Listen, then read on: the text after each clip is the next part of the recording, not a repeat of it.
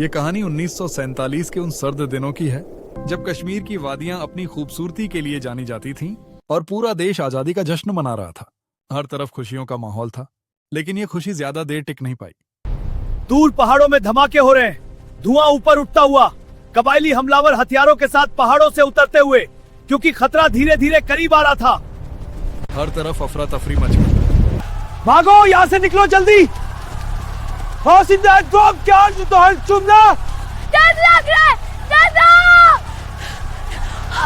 अक्टूबर 1947, जब हमलावर श्रीनगर से महज कुछ किलोमीटर दूर पहुंच चुके थे।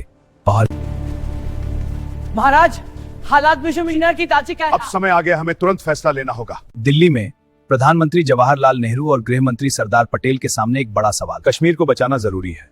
मदद तभी मिलेगी जब कश्मीर भारत का हिस्सा बनेगा। 26 अक्टूबर 1947, इतिहास ने करवट ली।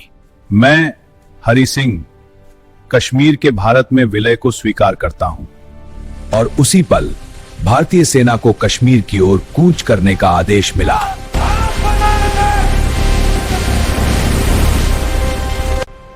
यही वो पल था जब कश्मीर की किस्मत का फैसला हुआ और शुरू हुई एक ऐतिहासिक जंग।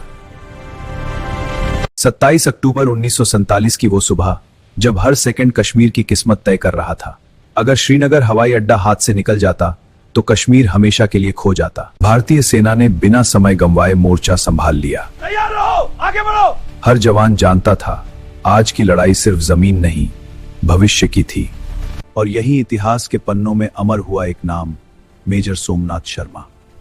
बायां हाथ घायल था, लेकिन हौसला पहले से भी ज्यादा मजबूत। दुश्मन संख्या में 7 गुना ज्यादा था, लेकिन मेजर शर्मा और उनकी टुकड़ी अड़िग खड़ी रही। कोई पीछे से नहीं हटेगा। हर हाल में इस मीन की रक्षा करनी है। दुश्मन हमसे केवल 50 गज की दूरी पर है। मैं इंच भर भी पीछे नहीं हटूंगा और आखिरी गोली तक लड़ूंगा। हाँ मेजर। दुश्मन हमसे केवल 50 गज की दूरी पर है। मैं इंच भर भी पीछे नहीं हटूंगा और आखिरी गोली तक। एक मोर्टार का गोला और देश ने अपना वीर खो दिया, लेकिन उनका बलिदान व्यर्थ नहीं गया। उन्होंने दुश्मन को इतना उलझाए रखा कि भारतीय सेना की कुमक पहुंच गई और श्रीनगर बच गया।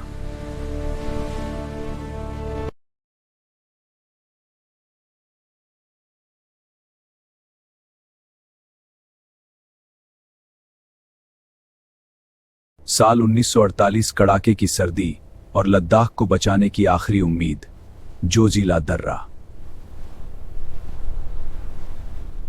इतनी ऊंचाई पर टैंक ले जाना नामुमकिन माना जाता था।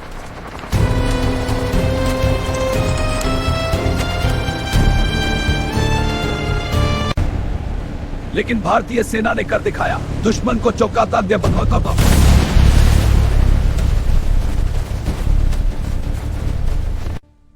तभी यह मामला पहुंचा संयुक्त राष्ट्र के दरवाजे तक।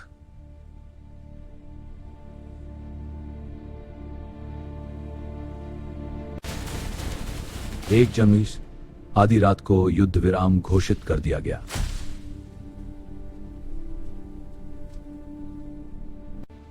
जहां सेना खड़ी थी वहीं बन गई एक रेखा, सीज फायर लाइन, आज की LOC। 2/3 कश्मीर भारत के पास रहा, लेकिन एक हिस्सा आज भी अधूरा है। यह कहानी सिर्फ जंग की नहीं, बल्कि साहस और बलिदान की है।